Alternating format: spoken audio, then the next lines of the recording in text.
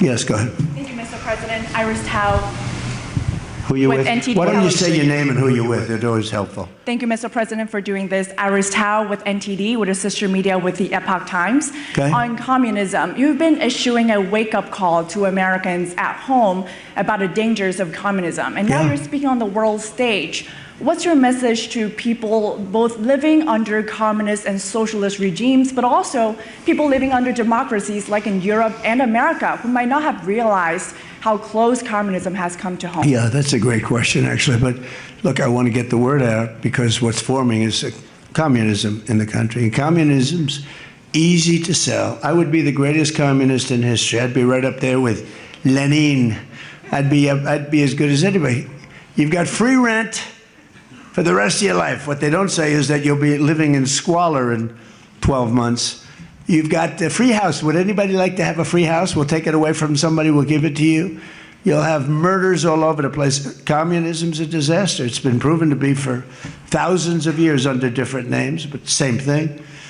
It's very important. And, you know, it's funny. One of the reasons I do so well with Hispanic people, I set a record, Republicans. I get great numbers for the election, helped me get elected in a landslide, the Hispanics, because a lot of them came from countries that were essentially communist.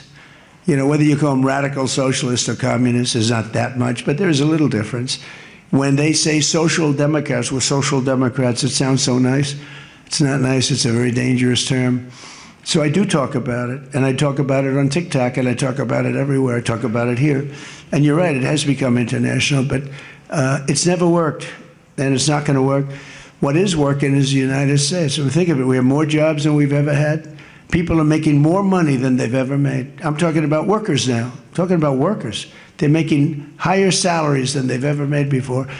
It's just the best system, and it's got flaws, but everything's going to have a little flaw, but it's been amazing. And when I watch what's happening, and I see these lowlifes getting, I mean, they're lowlifes. I watch them. I know good people. I know quality people. These are essentially lowlifes. And when I see what they're talking, I think they're very dangerous in many ways. And I've said it, and then I said, boy, that's a pretty big statement. Then I realized, you know, a couple of people said, I think you're probably right. I think this country, with this thing that's going around, is in more danger than it was during World War I, World War II. If you talk about September 11th, if you talk about Pearl Harbor, that was big danger. I think the concept of us going communist, because one thing that happens when you go communist, you never come back, never comes back. You die in squalor. You die a horrible death. You die in squalor, and it gets very evil and very nasty.